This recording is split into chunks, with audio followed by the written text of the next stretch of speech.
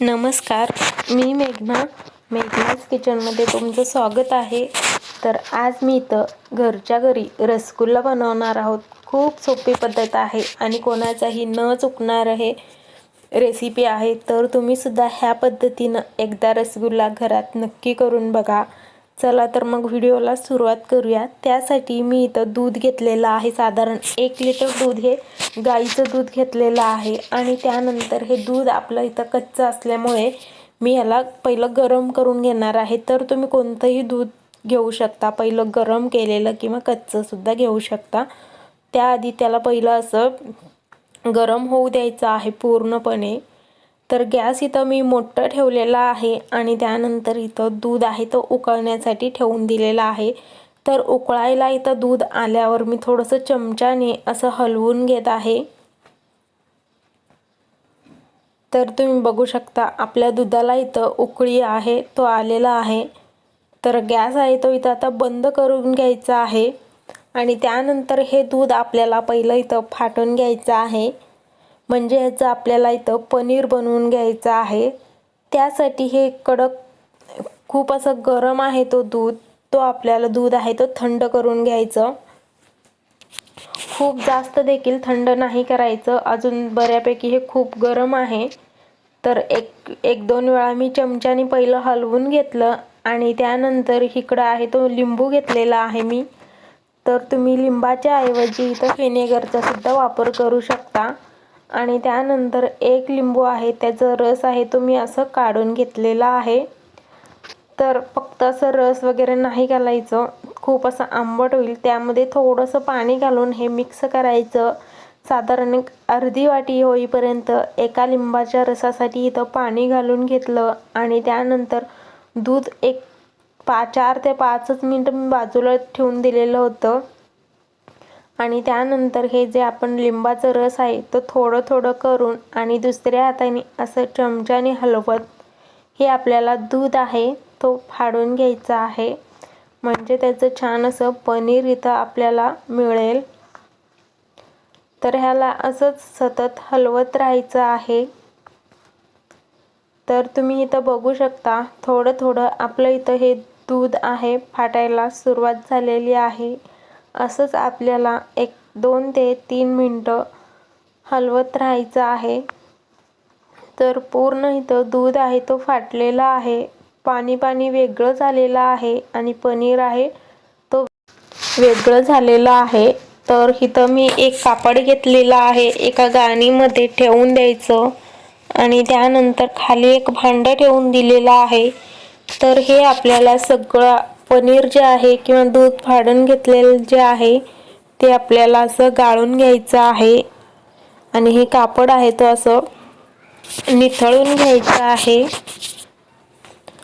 तर तुम्ही बघू शकता मी पूर्णपणे हे जे सगळं पाणी आहे तो पहिलं काढून घेतलं आणि त्यानंतर हे कापड असं उघडून परत हे पनीर जे आहे तो त्याला आपल्याला इथं पहिलं धुवून घ्यायचं आहे. लिंबाचा जे काही आंबटपणा असेल तर ते सगळं इथं निघून जाईल. किंवा रसगुल्ला खाताना आपल्याला ते रसगुल्ले आहेत तो आंबटसर असं लागणार नाहीत. त्यासाठी 2 ते 3 पाण्याने ह्याला असं स्वच्छ धुवून घ्यायचं आहे. म्हणजे सगळं लिंबाचा वास आहे तो निघून जाईल. आणि हे पनीर आहे तो मी 2 वेळा धुवून घेतलं आणि ह्याच्यातलं आता हे कापड आहे तो घट्ट असं धरत फिरवत ह्याच्यातलं सगळं पाणी आहे तो काढून घ्यायचं आहे.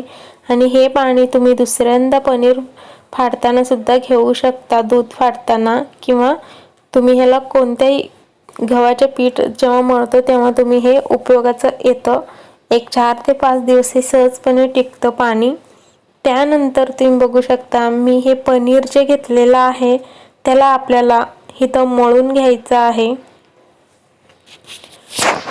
तर हे मी इथं मळून घेत आहे. ह्याच्यामध्ये मी साधारण 1 चमचा कॉर्नफ्लोअर घातलेला आहे. त्यामुळे आपले रसगुल्ले आहेत तो असं चिरा वगैरे पडणार नाहीत आणि हे पीठ असं छान मऊसूत व्हायला मदत होते. तर साधारण 1 चमचा इथं घालायचा आहे, खूप जास्त नाही घालायचं. आणि 4 ते 5 मिनटं हे पनीर आहे तो छान असं मौसूद करून घेतलेला आहे आणि तुम्ही बघू शकता छान असे याचे इथं गोळे सुद्धा बनवत आहेत. तर खूप असं मोठे सुद्धा नाही बनवते मी, छोटे छोटेच बनवून घेणार आहे.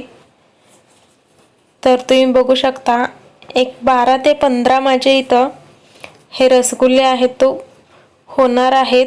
तर इथं मी पहिलं असं छोटे छोटे गोळे सगळं पाडून घेतलं आणि त्यानंतर हे आपल्याला एका हाताने असं दुसऱ्या हाताने गोल गोल असं रसगुल्ले आहेत तो बनवून घ्यायचे आहेत. तर सगळे रसगुल्ले आहेत तो मी असं गोल गोल करून घेतलेला आहे आणि त्यानंतर इकडं एका कढईमध्ये 2 वाटी इथं साखर घेतलेला आहे मी आणि त्यानंतर इथं 3 वाटी आपल्याला पाणी घालायचं आहे. तर पाणी आपल्याला इथं जास्तच घालायचं आहे. तर तुम्ही बघू शकता मी 3 वाटी घातलं आणि त्यानंतर आणखीन थोडंसंच मी इथं पाणी घातलेलं आहे. आपण अजून ह्याच्यामध्ये नंतर पाणी घालणार आहोत. तर आता साधारण 1.25-3 वाटी मी इथं पाणी घालून घेतलेलं आहे. गॅस इथं मोठं ठेवायचं आणि त्यानंतर हे साखर जे आहे तो असं चमच्याने हलवत सगळं विरघळून घ्यायचं आहे. तर साखर आहे तर विरघळलेला आहे आणि त्यानंतर गॅस मोठा ठेवून 2 ते 3 मिनिटं मी साखर आहे तो छान असं शिजवून किंवा उकळून घेतलेला आहे आणि त्यानंतर गॅस मोठाच ठेवायचा आणि हे सगळे रसगुल्ले जे बनवलेले आहेत तो एक एक करून घालून घ्यायचा आहे. तर गॅस मोठा ठेवूनच हे सगळे रसगुल्ले आपल्याला शिजवून घ्यायचे आहेत. तर वर ताट झाकून ठेवलेला आहे. तर आता मी तुम्हाला 5 मिनिटं झालेला आहे. 5 मिनिटानंतर तुम्हाला दाखवत आहे ह्याचं साईज आहे तो डबल होण्यास सुरुवात झालेली आहे आणि त्यानंतर इथं साधारण 1-2 चमचे एवढं मी इथं पाणी घालून घेत आहे म्हणजे साखर आहे तो असं घट्ट नाही होणार. तर परत पाणी घालून मी याला इथं तर असंच आपल्याला इथं 15 ते 20 मिनिटं हे रसगुल्ले आहेत तो छान असं शिजवून घ्यायचे आहेत. मध्ये 5-5 मिनिटाला मी हे ताट उकडून ह्याच्यामध्ये साधारण 2-2 चमचे इथं पाणी घालून घेत आहे, थंड पाणी, म्हणजे आपले साखर आहे तो इथं साखरेचा पाक घट्ट होणार नाही आणि रसगुल्ले सुद्धा असं छान मौसूद आणि डबल व्हायला सुरुवात होते. छान असं स्पंजी इथं रसगुल्ले तयार होणार आहेत आपले. तर इथं पूर्णपणे आता थंड करून घेतलेला आहे मी. त्यानंतर इथं 20 मिनिटानंतर मी तुम्हाला दाखवत आहे आपले पूर्णपणे रसगुल्ला तयार आहेत. एका वाटीमध्ये मी काढून घेतलेला आहे. खूप छान असं स्पंज इथं दिसत आहे.